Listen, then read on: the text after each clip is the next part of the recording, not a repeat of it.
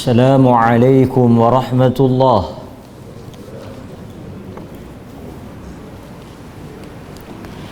الحمد لله رب العالمين وبه نستعين على أمور الدنيا والدين. الصلاة والسلام على أشرف الأنبياء والمرسلين وعلى آله وصحبه أجمعين. أشهد أن لا إله إلا الله وحده لا شريك له وأشهد أن محمدا عبده ورسوله. أما بعد. Alhamdulillah, kita bersyukur kepada Allah Subhanahu wa taala. Sekali lagi tuan-tuan, saya dan tuan-tuan semua yang hadir pada malam ini berpeluang untuk kita meneruskan kelas dan kuliah kita pada malam ini. InsyaAllah kita akan baca satu hadis daripada Nabi sallallahu alaihi wasallam, dan kita akan mengambil pengajaran-pengajaran yang terkandung dan terdapat di dalam hadis yang kita baca pada malam ini. Kita masih lagi belum dapat apa yang kita nak ganti untuk buku kita tu, dah habis. Kita masih lagi mencari-cari. Mudah-mudahan Allah Subhanahu wa taala merezekikan untuk kita ilmu pada malam ini. Hadis ini diriwayatkan daripada Usamah bin Zaid. Usamah bin Zaid diriwayatkan atau direkodkan hadis ini di dalam Sahih Muslim. Hadis ni kalau tuan-tuan nak cari, nak rajuk, dia ada di dalam Sahih Muslim. Sahabat yang menceritakan atau meriwayatkan, menyampaikan hadis ini kepada kita, Usamah bin Zaid, Zaid bin Harithah. Kan kita biasa dengar nama Zaid ni. Ba'athana Rasulullah sallallahu alaihi wasallam fi sariyah. Rasulullah sallallahu alaihi wasallam telah menghantar, ba'athana, telah menghantar akan kami oleh Rasulullah. Rasulullah telah hantar Usamah bin Zaid dan beberapa orang sahabat fi sariyah, di dalam satu misi ketenteraan. Dia ada yang dia panggil ghazwah, perang. Sebelum perang ni, dia ada satu misi, operasi lah, dipanggil sariyah, misi ketenteraan. Tapi dia tidak sebesar pasukan tentera, dia lebih kurang pasukan kecil untuk mungkin risikan dan sebagainya.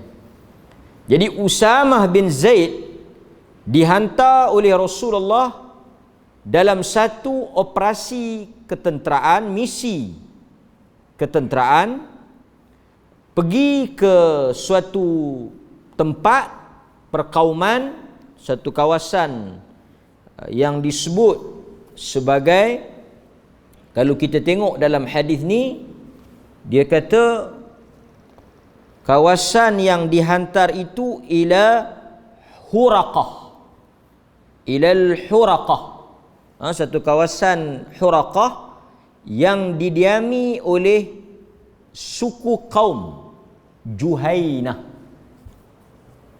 Satu kawasan Huraqah yang didiami oleh suku kaum Juhainah.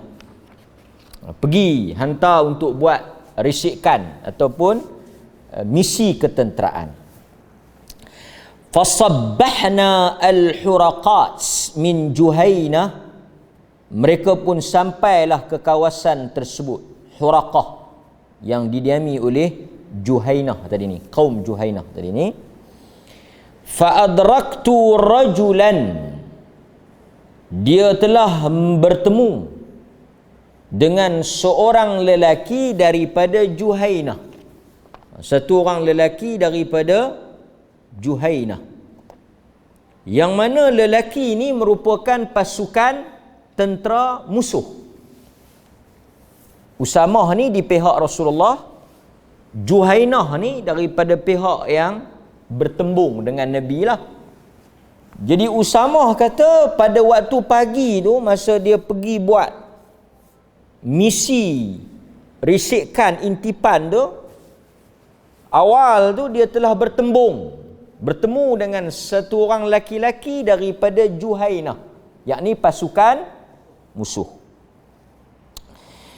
Faqala, lelaki itu bila melihat dia bersama lagi dengan seorang lelaki Ansar, dua orang lah, dia terus sebut La ilaha illallah. Dia mengucap, dia kata faqala la ilaha illallah.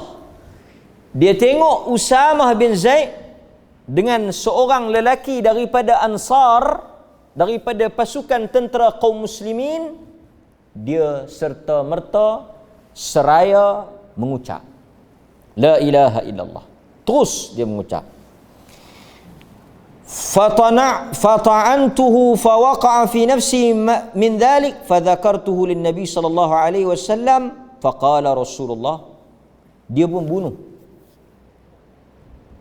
dia tikam laki-laki yang mengucap tadi.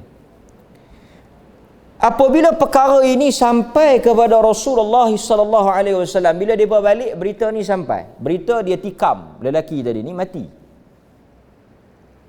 lelaki yang mengucap tadi ni mati.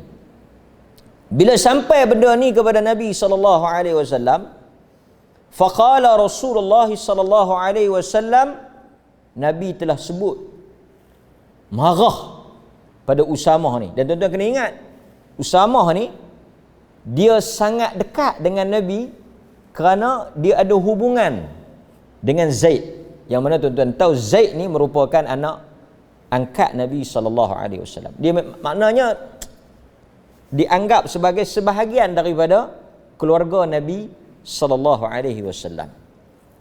Nabi kata dekat dia, aqala la ilaha illallah wa qataltahu, adakah engkau telah membunuh seorang lelaki yang menyebut la ilaha illallah? Qala qult, kata dia, aku jawab, ya Rasulullah, innama qalaha khawfan minas silah. Khawfan minas silah. Lelaki tersebut menyebut perkataan la ilaha illallah itu kerana khawfan, disebabkan oleh takut, minas silah, daripada senjata. Artinya dia takut dibunuh. Sebab Nabi kata man qala la ilaha illallah, sesiapa sahaja yang mengucap la ilaha illallah, asama minni dima'ahum, sesiapa sahaja yang mengikrarkan dua kalimah syahadah, yang mengucap, selamat dan terpeliharalah nyawanya, hartanya dan maruahnya untuk diperlakukan apa-apa yang, maksudnya tak boleh bunuh, tak boleh rampas harta dia, tak boleh ceroboh maruah dia. Asama, ma'sum, terpelihara, tak boleh bunuh. Dia jadi orang Islam, tak boleh kita menumpahkan darah kaum muslimin, tak boleh kita menjatuhkan maruah orang Islam, memburukkan orang Islam, tak boleh. Tak boleh kita ambil harta orang Islam tanpa hak, curi, rompak, rampas, tipu dan sebagainya. Tapi lelaki ni, kata Usamah, dia sebut itu tidak ikhlas. Dia sebut benda itu ada maksud dia. Tadi dia tak sebut. Nampak-nampak kami pegang pedang, pegang tombak, terus dia sebut khaufan minas silah. Dia sebut itu kerana dia takut dibunuh.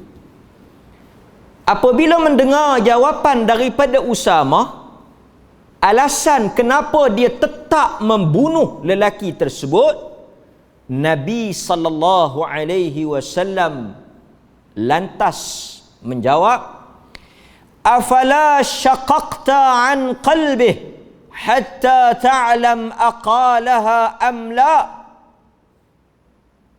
Apakah engkau telah membelah dadanya? Syaqaqta, engkau membuka, belah dadanya, qalb, hatinya, hatta ta'lam, sehingga engkau mengetahui apakah sebab dan kenapa dia mengucap. Sebab khaufan tadi ni, takut ini bukan benda yang zahir. Apa yang zahir? Apa yang kita dengar dan apa yang kita nampak? Yang jelasnya apa? La ilaha illallah. Yang jelasnya, yang kita nampak, yang kita dengar, dia mengucap. Adapun andaian kata dia sebut itu kerana dia takut, sangkaan kita dia sebut itu tidak ikhlas, itu merupakan benda yang tersembunyi, benda yang tidak jelas. Maka Nabi kata, engkau belah dada dia. Perkataan ini keras. Perkataan ini, kata para ulama, satu isyarat Nabi ingkar syadid. Nabi begitu protes. Nabi marah, dalam bahasa yang mudahnya Nabi marah.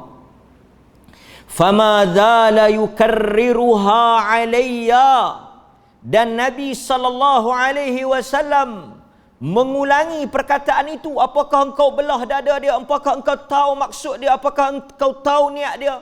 Nabi ulang, marah. Yukarriruha hatta tamannaitu anni aslamtu yawma idzin, sehingga kan aku merasakan, tamannaitu, aku berharap aku tidak masuk Islam sehinggalah pada saat itu.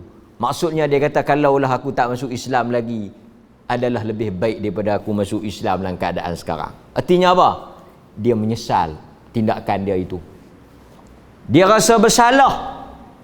Lebih baik aku tidak, hatta tamannaitu anni aslamtu yawma idzin, pada hari itu aku tak Islam pun tak apa. Bukan maksud dia tak mau masuk Islam, tapi kalau dia tak masuk Islam, dia tak buat tindakan itu. Ataupun kalau dia tak masuk Islam, kemudian dia masuk Islam, dosa dia diampunkan. Tetapi dia melakukan perbuatan itu ketika dia Muslim, sehingga menimbulkan kemarahan Nabi. Faqala Sa'ad, kemudian Sa'ad, sahabat Nabi, sambung cerita hadis itu sehinggalah kepada akhir riwayat. Tapi kita nak ambil tentang perkataan Usamah tadi. Okey tuan-tuan, dalam sebahagian riwayat dia ada cerita detail sikit. Dia kata apa? Dia kata, fasabbahna alqaum fahadamnahum, kami telah bertembung dengan kaum Juhainah tadi ni, walahiqtu ana wa rajulun minal ansar. Dalam riwayat tadi dia tak sebut, dalam riwayat ni dia kata aku bertemu dengan lelaki Juhainah tadi ni bersama dengan seorang lelaki Ansar. Dua orang, dia dengan satu orang Ansar, dia tim Nabi. Dia jumpa dengan satu orang lelaki daripada Juhainah. Falamma ghashinahu qala la ilaha illallah, lelaki itu pun sebut la ilaha illallah. Fakaffa anhu al-ansar, bila lelaki itu sebut la ilaha illallah, rajulun minal ansar, seorang lelaki daripada Ansar yang bersama dengan aku ni, fakaf, dia tak bunuh. Dia stop. Pasal lelaki itu la ilaha illallah. Dia tak bunuh. Usamah kata lelaki tadi ni, yang Ansar tadi ni, bila dia dengar gaun tu kata la ilaha illallah, dia stop. Dia tak jadi bunuh. Pasal dia kata, Nabi kata siapa sebut la ilaha illallah tak bunuh. Fata'antuhu biramhi, tapi aku telah menombaknya.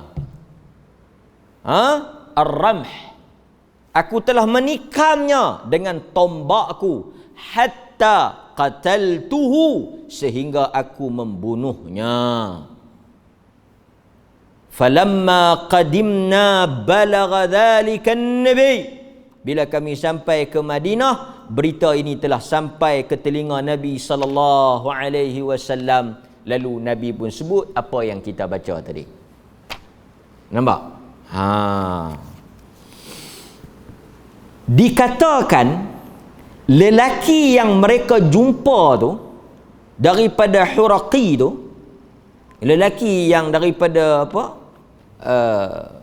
musuh itu, ismuhu Mirdas, nama dia Mirdas. Jadi yang Usamah bunuh tu, qil, dikatakan nama dia Mirdas. Dialah yang menyebut la ilaha illallah. Masalah yang berlaku apa dia? Usamah tetap bunuh dia. Fa'ankara alaihi nabi, tindakan Usamah itu dibantah oleh Nabi sallallahu alaihi wasallam. Tapi kalau kita duduk di tempat Usamah, tuan-tuan, dalam situasi perang, dalam situasi kita pergi untuk berperang, bertembung dengan musuh, kita memang tak fikir apa dah lah. Dalam keadaan kritikal macam tu, dalam keadaan peperangan yang begitu membahaya, sama ada dia terbunuh atau kita. Perang ni bukan boleh duk pi macam mana? Dia pi tu kira pi bertembung. Duk tepi zat macam mana? Dia antara dua orang, sama ada kita mati atau dia mati. Perang. Berkecamuk. Bukan dalam suasana kita duk dengar apa semua ni dah. Perang. Maka tindakan dia itu kalau kita fikir ada munasabahnya lah. Tetapi dalam Islam, apa yang disebut oleh para ulama, hadis ini telah memberikan suatu panduan dan pengajaran yang sangat tegas dan jelas, bahawa sesiapa sahaja yang mengucapkan dua kalimah syahadah, maka hendaklah dihukum apa yang zahir daripada ucapannya, dan tidaklah kita menghukum apa yang tersembunyi di sebalik pengakuan dia. Maksudnya bila satu orang sebut mengucap, pakai yang tu lah. Adapun niat dia, maksud dia, ada udang di sebalik batu, ada agenda di sebalik itu, ada tujuan lain di maksud dia mengucap dia masuk Islam tu, dia nak ambil duit zakat ke, dia nak menikah dengan orang Melayu ke apa ke, itu tidak dihukum atau tidak menjadi perhitungan orang Islam. Dia ni masuk Islam ni, kita memang tahulah bukan ikhlas. Oh, yang ni dia panggil sakan lah. Dia boleh tahu. Dia boleh tahu apa niat kawan tu. Dia ni ustaz masuk Islam pasal dia nak menikah dengan orang Melayu. Tu yang dia masuk tu. Dia bukan ikhlas. Yang ni pasal nak minta duit zakat, nak boleh duit mu'alaf, pasal tu dia masuk Islam. Dia bukan ikhlas pun. Bertentangan apa yang kita sebut, apa yang kita hukum tadi ni, bertentangan dengan hadis Nabi sallallahu alaihi wasallam. Pendek katanya tuan-tuan, apa dia? Kita tidak menilai dan kita tidak bertanggungjawab dalam memeriksa niat orang. Itu bukan urusan kita. Nahnu nahkum bizawahir, wallahu yatawalla bis-sarair. Kita menghukum apa yang kita nampak, apa yang kita dengar, dan sampai kepada kita maklumat yang jelas, yang terselindung, yang tersembunyi, yang dia maksudkan dengan tindakan dia yang secara dalaman itu kita serahkan kepada Allah. Itu orang Islam, orang mukmin, dia tidak sibuk memeriksa niat orang, kerana itu bukan urusan dia. Itu apa yang disebut oleh para ulama. Hatta kan dalam sebahagian riwayat dia kata apa? Usamah telah minta kepada Nabi, ya Rasulullah, istaghfirli, mintalah ampun kepada Allah di atas tindakan aku yang salah itu. Nabi sallallahu alaihi wasallam tak mau. Nabi sallallahu alaihi wasallam enggan. Tak mau. Pasal apa tak mau? Sebab nak beri pengajaran kepada orang lain. Sedangkan Usamah ni orang yang dekat dengan Nabi, orang yang Nabi sayang. Dia berperang di pihak orang Islam. Tapi tindakan dia tu tindakan yang berat, tindakan yang salah. Nabi tak nak menunjukkan sikap kompromis, bertolak ansur, nak bagi amaran, jangan kamu ambil tindakan yang sebegini. Nabi tak mahu. Sebab itu kata para ulama, wa fi hadzal hadis wa fil hadis akhdhun nas bi dhawahirihim amma fi qulub famaw'iduhu yaumul qiyamah. Maka kita menghukum dan menilai manusia berdasarkan apa yang zahir daripada perbuatan dan perkataan mereka. Adapun apa yang diniatkan dan dimaksudkan oleh hati-hati mereka, maka kesemuanya itu urusan Allah pada hari akhirat. Jadi Nabi tegur, Nabi protes betul. Macam kita lah kan? Bila kita tengok orang, kita boleh scan sampai ke dalam hati perut dia. Oh, dia ni tak ikhlas lah. Dia ni ada pasal lah kan? Dia ni ada makna ni. Tak payahlah. Mungkin boleh jadi betul. Sangkaan kita tu boleh jadi betul.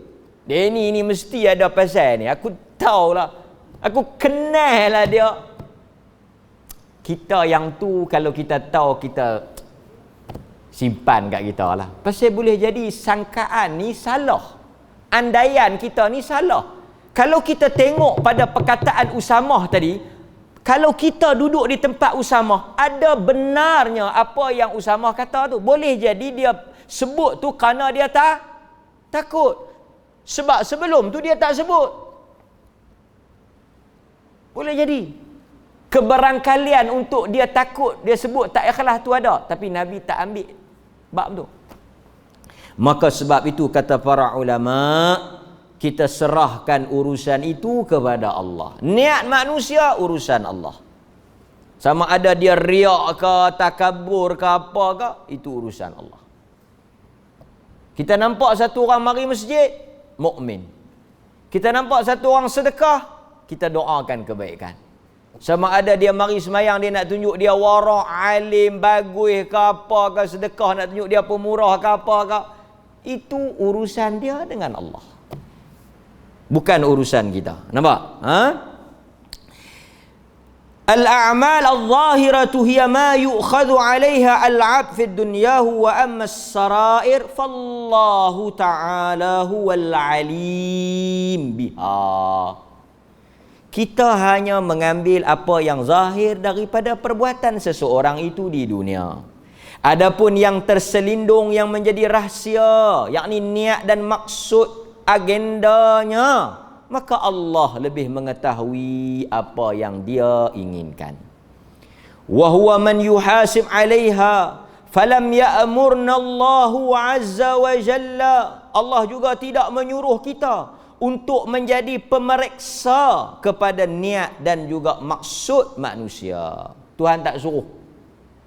Dia kata saya ni diperintahkan oleh Allah untuk nak pi tengok niat hang. Tak.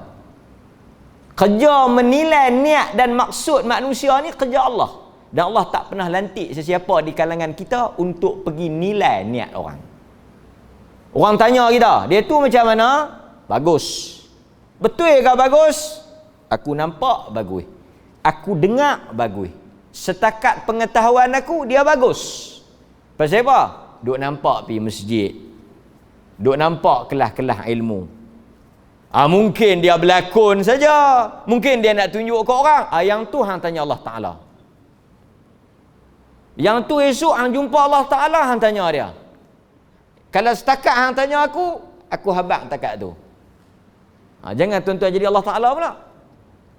Macam mana dia tu bagus? Dia tu memang pi masjid. Memang pi masjid. Tapi muhung dia tu berlakon. Oh, sakan. Tak dan Tuhan kata lagi dia Tuhan dah. Maka sebab itu jangan kata apa yang orang tak kata. Jangan kita buat andaian. Quran kata apa? Wajtanibu ba'dadh-dhann. Jauhilah kebanyakan daripada sangkaan. Sebab itu kita selalu ajar supaya kita senantiasa salah. Senantiasa kita bersangka baik walaupun salah. Daripada kita betul tapi dalam bersangka buruk. Kita biar sangka baik. Husnudzan. Hang tengok dia tu macam mana? Dia duduk 3 hari duduk pergi cuci masjid tu. Hang rasa macam mana? Nak suruh orang lantik dia jadi tok siok lah tu. Dia habaq kat hang ke? Tak. Lepas tu hang tahu mana? Aku tahu sangatlah. Ada pasal tu. Kan? Masalah kita boleh tahu. Macam Usamah tadi. Nabi tanya Usamah, hang tahu mana? Asyaqaqta an qalba. Hang belah dada dia ke? Yang hang tahu. Itu soalan dia. Nabi hang tahu mana? Sebab itu bila manusia nilai hati perut orang, nilai niat orang, dia boleh habaq benda yang kita tak nampak, kita akan tanya, macam mana hang boleh tahu? Soalan tuan-tuan, bila orang tanya kita macam mana kita boleh tahu, tuan-tuan jawab lagu mana? Laduni itu satu bab lah. Macam mana hang boleh tahu? Kan? Kita akan jawab apa? Kita jawab ni, selain Allah Ta'ala aku. Aduh. So Allah yang kata, tidak ada yang mengetahui perkara, qul la ya'lamul ghaib. Tidak ada yang mengetahui perkara ghaib. Niat ni perkara ghaib. Tuan-tuan, tak tahulah kalau tuan-tuan sampai ke makam ni, habis semayang, mayang tepi Pak Lu. Assalamualaikum warahmatullahi wabarakatuh. Belum Mazat. Tadi rokok tak berapa nak betul sikit, bagi rapat sikit. Kita pun dengar. Terima kasih. Pasal saya nampak rokok tadi ni cungit sikit, patut membagi rendah bagi sama. Nabi kalau rokok dia sama. Terima kasihlah, tak perasan kadang-kadang sakit pinggang. Tapi kalau satu orang dia panggil Pak Long Mazat, tak maaf nak tegur sikit. Apa dia? Niat bagi betul ya Pak Long? Awak pula mai semayang maghrib duduk depan pasal nak habaq kat janda tu, kata bagus. Janda mana? Tak payah duk buat-buat tak tahulah. Gaharu cendana pula, merapuh meranti pula. Tak payah. Saya tahulah akal tu. Tu dia. Dia panggil kita, dia condemn niat kita. Dia tegur niat kita. Saya tahulah niat tu.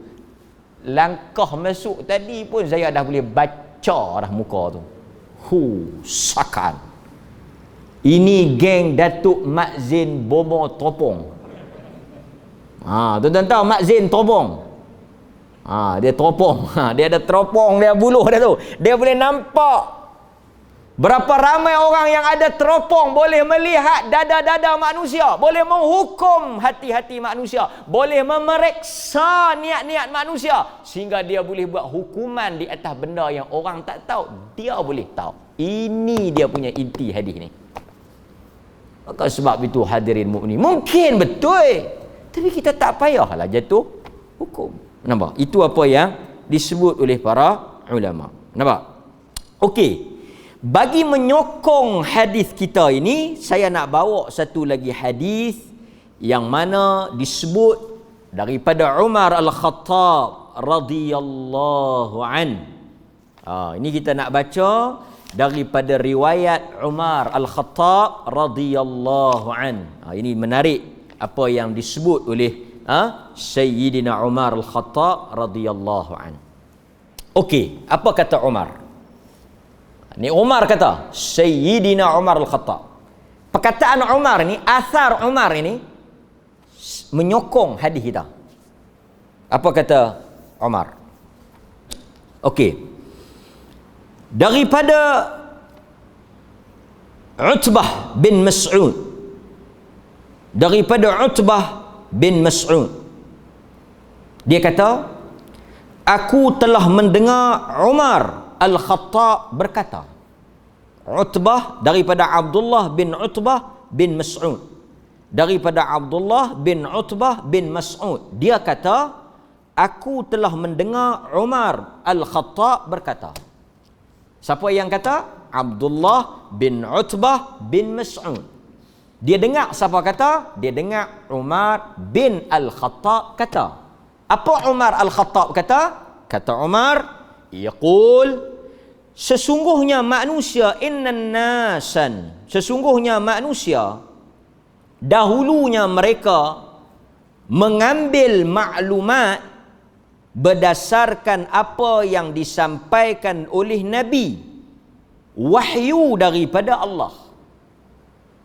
Tuan-tuan, dahulu manusia boleh tahu benda-benda ghaib, informasi, maklumat yang tak boleh diketahui melalui mulut Nabi. Sebab apa Nabi tahu? Wahyu turun. Asal lagi saya bagi contoh. Tetapi kata Umar, apabila wafatnya Rasulullah sallallahu alaihi wasallam, apabila wafatnya Rasulullah sallallahu alaihi wasallam, terputuslah wahyu. Jadi kami tidak boleh lagi mengetahui perkara yang tersembunyi dan terselindung. Dulu Nabi boleh habaq, ni macam ni, dia ni macam ni, dia ni bohong, dia ni munafik, dia ni berlakon. Nabi boleh tahu. Macam mana Nabi boleh tahu? Wahyu turun. Sekejap lagi saya bagi contoh. Tapi kata Umar Al-Khattab, bila Nabi wafat, wahyu tak turun. Dan tak ada siapa di kalangan kami yang dapat wahyu. Jadi kata Umar, oleh kerana wahyu telah terputus, Nabi telah wafat, maklumat-maklumat yang ghaib tidak lagi diketahui. Maka kata Umar, sekarang kami menghukum apa yang zahir daripada perbuatan kamu. Sesiapa yang pada pandangan dan juga zahirnya dia melakukan kebaikan, maka kami mengatakan dia baik dan kami akan menyokong dan membelanya. Umar kata, sekarang ni kami akan hukum apa yang kami nampak. Siapa pergi masjid, siapa sedekah, siapa yang bersama dengan orang Islam melakukan kebaikan, kalau tanya kami dia baik, dia muslimin, kami akan bela dia, dia saudara kami. Kami hukum apa yang kami nampak. Dia ni tak pernah mai kuliah, pasal malam ni mai. Malam ni berani. Yang dia tu pun silap air bulan, pimai malam nasi berani. Kebetulan. Dia memang nak main lama dah. Dia memang niat nak main lama dah. Malam dia nak main tu, malam nasi berani, dia pimai. Menguatkan lagi tuduhan orang. Kata dia main tu bersebab. Sebab tu nak mentekelan.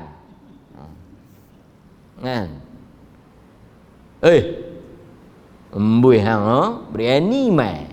Mau nak makan awal. Tidak, tak pernah mai apa. Dia kata, aku nak mai mana ni? Aku mai mengaji, aku minta tahu apa buat nasi.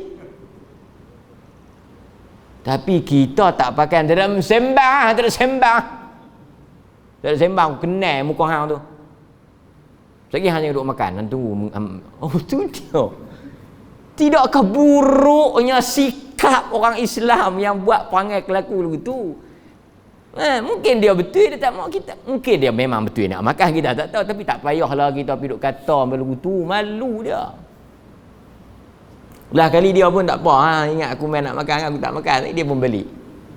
Balik dalam keadaan apa? Malu. Maruah dia diperlecehkan seperti itu. Tak payah, dia mahal ahlan wasa. Kadang-kadang orang tak mai pasal perangai lagu tu. Kan?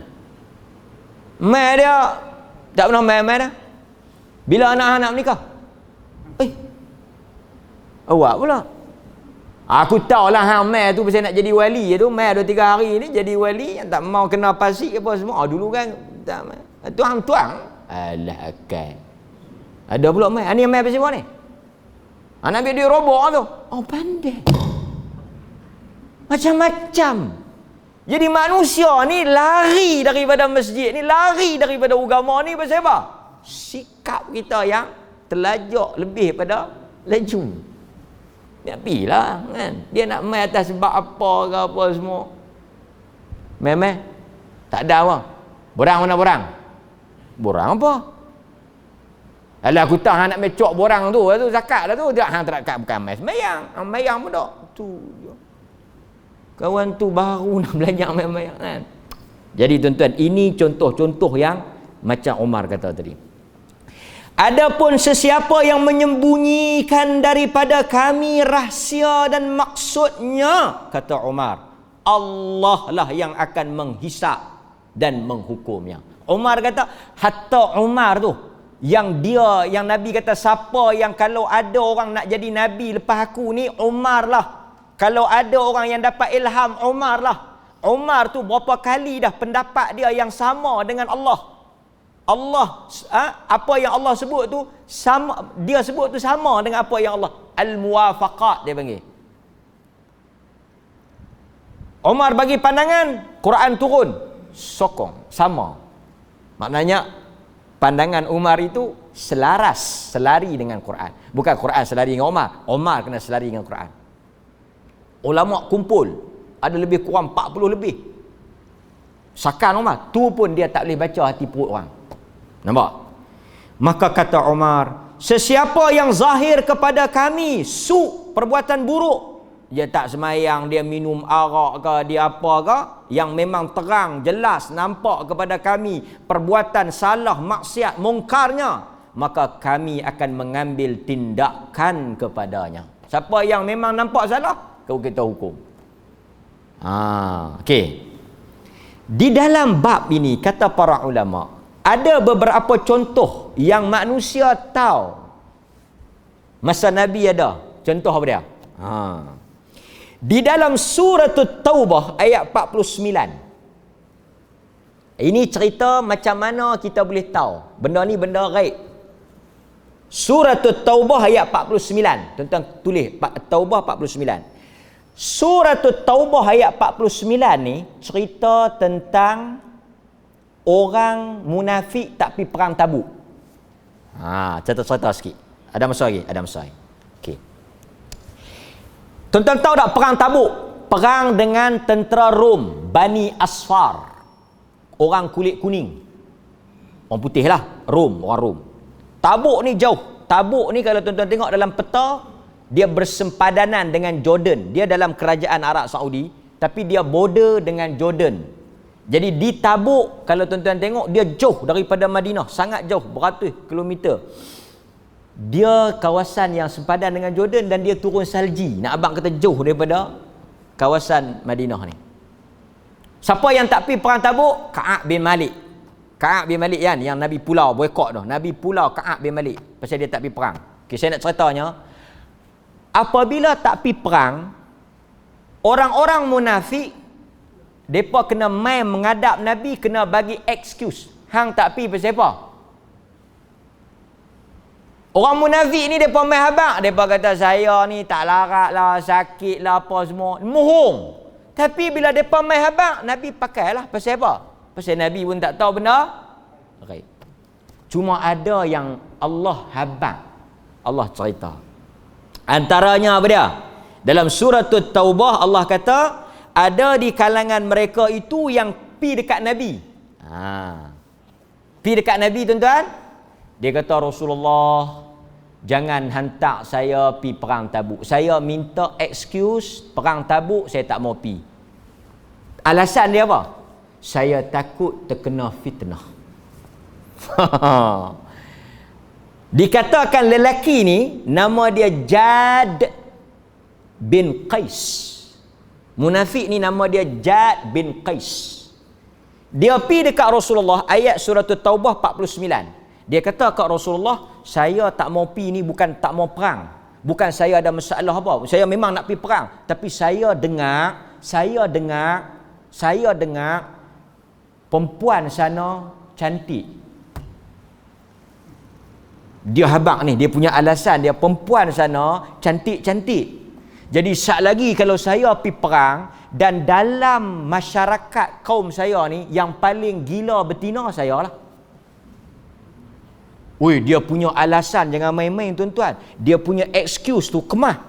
Dia kata saya ni kaki perempuan, memang gila perempuan, memang tak boleh tengok perempuan. Depa cerita pula geng-geng Bani Asfar tu, geng-geng apa yang kita nak pergi perang ni, perempuan depa cantik-cantik. Sat lagi kalau saya pergi perang, tak jadi perang, saya pergi buat tak elok. Jadi saya kata jangan hantar saya. Muhung. Asalnya dia tak mau pergi perang. Tetapi yang kata Nabi ni, okey. Alasan tak mau pergi, tak payah pergi. Sebab itu Ka'ab bin Malik, tu ingat tak Ka'ab bin Malik? Ka'ab bin Malik kata apa? Ka'ab bin Malik kata, aku orang yang paling pandai bercakap. Di kalangan orang-orang Madinah yang ada tu, Ka'ab bin Malik kata, aku orang yang paling pandai boleh bercakap. Petah. Takak nak pi goreng Nabi, nak pi pusi, nak pi kilah Nabi tu, aku lepas ha. Tapi aku bimbang. Sat lagi aku cakap, Nabi lepas. Nabi tu lepas. Nabi terima. Pasal aku pandai cakap, pandai pusing. Sat lagi aku keluar daripada masjid, Allah Ta'ala turun wahyu habaq kat Nabi, kantoi aku, lingkup. Baik-baik aku cakap tu terang.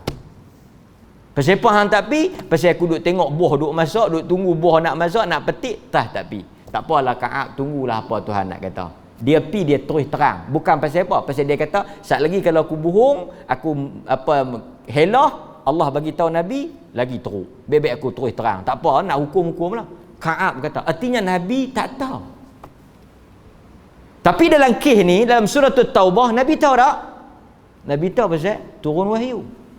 Demikian juga kata para ulama dalam surah Al-Ahzab ayat 13. Dalam surah Al-Ahzab ayat 13, mereka bagi alasan mereka tak boleh pergi korek parik perang Ahzab. Pasal apa? Tuan-tuan tengok dalam surah Al-Ahzab ayat 13, mereka pergi habaq dekat Nabi, kami tak boleh tolong Nabi ni, minta maaf lah, bukan tak mau tolong. Macam tu lah, biasalah. Orang main habaq kat kita, tuan-tuan, kita buat apa-apa je, gotong royong ke kenduri ke apa, orang main habaq kita, aku minta maaf lah, tak boleh bayar tolong. Pasal apa? Anak sakit perut. Dia bohong kita lah, tak apalah, kita ni ambil ni, okeylah, tak apa, ada alasan. Minggu depan pula kita buat gotong royong, dia minta maaf lah, bini aku lepas anak aku lega, dia pergi kat bini aku pula sakit perut. Tak apalah, hang tak sakit lagi? Alhamdulillah lah. Tak, kita tak kata apa, dia tak mau main sudah, orang tak mau main tak boleh paksa. Happy kat dia, apa je nak. Tapi dia kata hang rugilah. Pasal apa? Pasal minggu lepas okey rakyat siapa main bagi 100. Minggu yang bini hang sakit ni pula menteri besar tambah jadi 200. Dia tu minggu depan ada lagi tak? Akal tu dalam pakit kita, tapi kita beriman dengan hadis, tapi dia sakit perut lah. Ya, minggu depan awal lagi dia bawa anak dengan bini dia. Ni tak sakit perut, alhamdulillah tak sakit. Ada minggu ni okey rakyat pula sakit perut. Jadi dia bagi tahu apa, kita terima macam Nabi terima.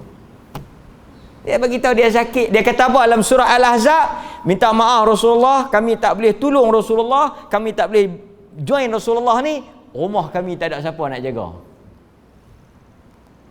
Quran kata muhung. Mereka bukan tak nak pergi jaga rumah, tapi mereka memang nak tuang, firara. Mereka memang nak lari daripada perang.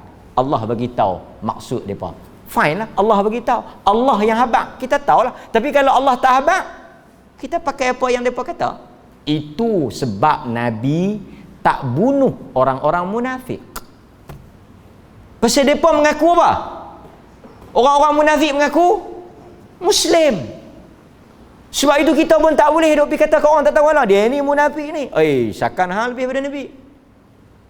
Yang tahu pun munafik ni siapa kalau kita tengok zaman Nabi? Huzaifah ibnul Yaman. Sahabat kalau nak tahu tengok Huzaifah. Kalau Huzaifah pergi salat, okey kita pi. Kalau Huzaifah tak pi, berat kemungkinan. Huzaifah ni dia panggil sahibus sir. Dia yang tahu rahsia Nabi. Nabi habaq dekat dia. Tapi kita banyak Huzaifah zaman lah ni. Okey. Satu lagi tuan-tuan yang kita boleh ambil.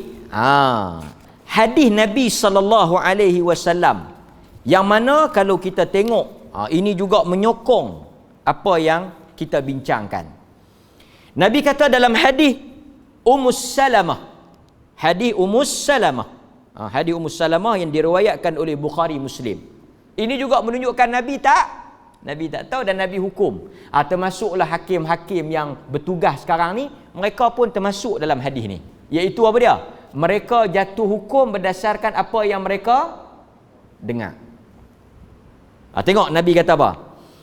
Nabi kata daripada Ummus Salamah anna Rasulullah sallallahu alaihi wasallam qaal, bahwasanya Nabi sallallahu alaihi wasallam bersabda, innakum takhtasimuna ilayya, kamu telah mengangkat suatu perdebatan, pertelingkahan, perbalahan kepada aku. Nabi kata hampa mai rojok kes kat aku. Dulu Nabi qadi, hakim. Jadi Nabi kata wala'alla ba'dakum alhan bihujjatihi min ba'd. Boleh jadi salah seorang daripada dua pihak tadi ni alhan bihujjatihi min ba'd, lebih fasih, lebih pandai berhujah daripada seorang lagi. Maknanya seorang tu pandai, seorang lagi tak reti cakap. Dan Nabi bukan lagu kita.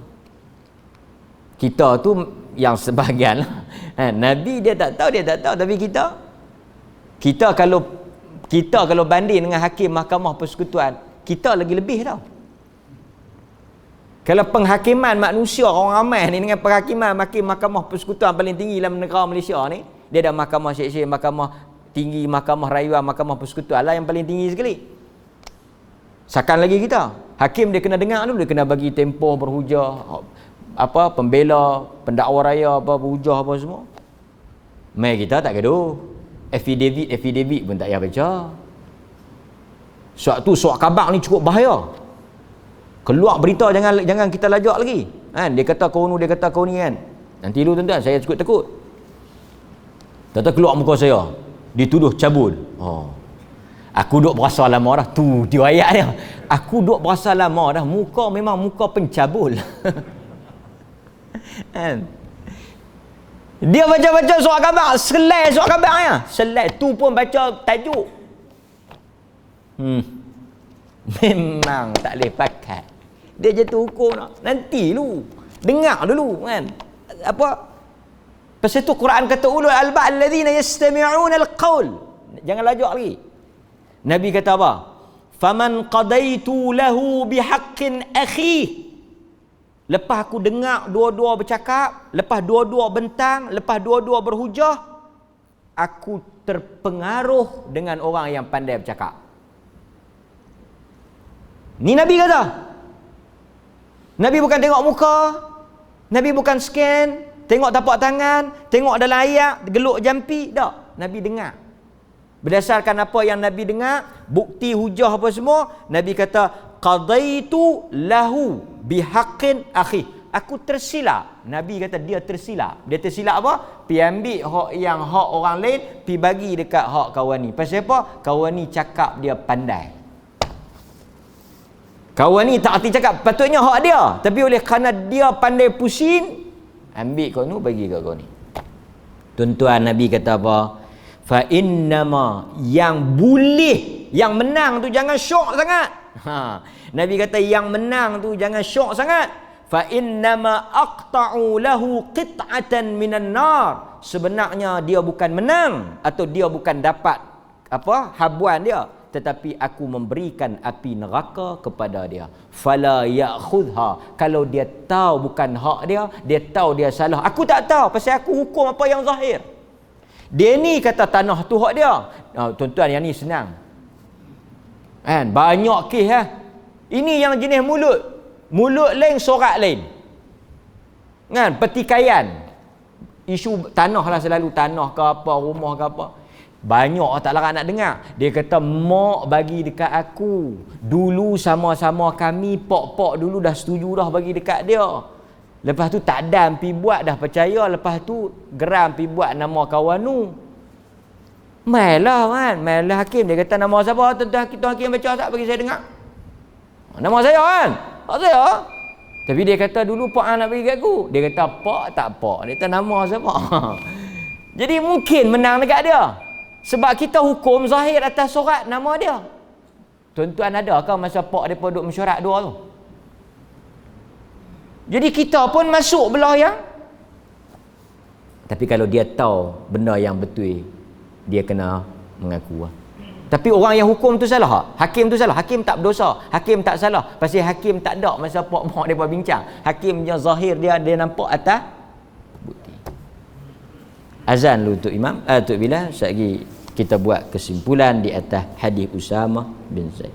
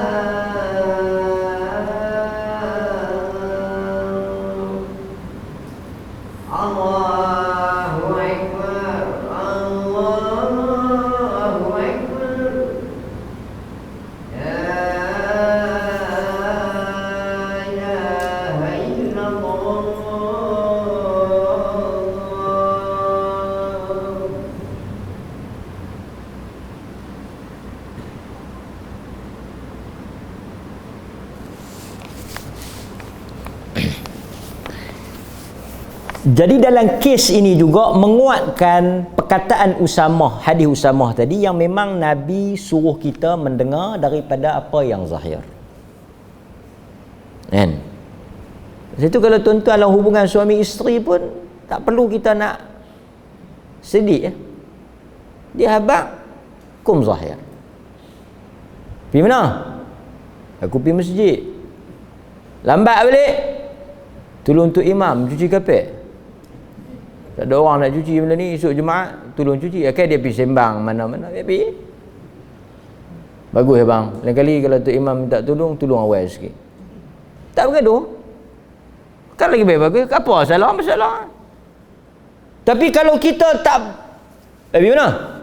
Tolong tu imam. Betul ke? Takkan tu imam cuci kapek malam-malam? Apa? Dia kata lagu tu sudah. Tak ada perpanjang. Bila perpanjang apa semua betul ke? Mana nombor telefon nak terima? Nak telefon dia? Kan? Tu imam tu pula Dah kita pakat. Sekali kalau telefon, faham tak Imam? Telefon untuk Imam. Bini tadi cuci kapek Bukan takat kapek dengan kipas-kipas kami cuci. Balik dah. Kali kira tu Imam. Mana nombor tu bila? Tengok. Sebab dia bukan nak dengar, dia bukan nak dengar apa kita kata, dia nak dengar apa yang dia nak. Ini masalah orang kita kadang-kadang bila kita habaq, bukan kata suami isteri, tak payah panjang, dia nak buhung kita buhung, bukan benda masuk neraka pun. Tak payah. Akan adakah lebih harmoni di habaq apa? Baguslah bang. Alhamdulillah. Elok. Kan? Ini kadang-kadang benda yang kecil tapi dia jadi besar. Kan? Tapi dia kata kalau kita betul sangat macam ni pun masalah juga dia. Macam mana? Bukanlah semua benda kita terima. Contoh, kita upah satu tukang buat rumah kita. Duk ikat pegang apa dia kata, bersibah hang tak mai demam. Bersibah hang tak mai demam. Kita boleh satu ikrar dia apa yang dia kata, yang kedua kita juga boleh ambil tindakan di atas bukti lain. Kalau ada bukti lah. Maksudnya tidaklah kita orang kata apa kita pegang waktu. Betul yang tu satu kaedah, tapi kaedah lain di atas bukti lain. Mungkin dah gambar ke dia pi mana-mana ke apa ke yang bukti yang kita kata dia tipu kita ambil tindakan. Tapi kalau kita tak ada bukti zahirnya macam tu, terserah kepada Allah. Kalau hang bohong ke Allah akan ambil tindakan pada hang. Cukup. Itu lebih selamat. Hatta Nabi tak payahlah kita sampai nak pergi jumpa bomoh-bomoh. Tu imam, tu umur. Awak cuba tengok Ustaz. Laki saya ni duk habaq cuci kapek masjid tiap malam, dia tengok betul ke dia cuci. Yang Tok Bomoh pun kata main nak tengok Ustaz. Tok Bomoh ni memang kaki cucuk. Mana ada Tok Bomoh yang kaki baik, tak ada. Semua kaki jahat. Betul dia cuci kapek tapi bukan kapek masjid. Akal dia sikit ni. Kapek siapakah tu Tok Bomoh?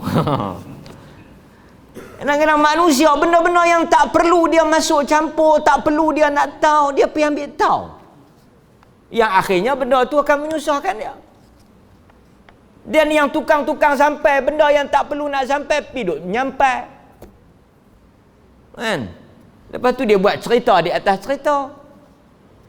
Sebab tu tuan-tuan hadirin mukminin, kalau tuan-tuan dengar satu cerita berkaitan dengan seseorang, siapa yang paling layak untuk bercakap tentang cerita tu? Tuan-tuan dengar cerita tentang saya umpamanya. Tuan-tuan nak tanya siapa? Siapa orang yang paling layak tuan-tuan tanya? Mauzuk lah. Mauzuk.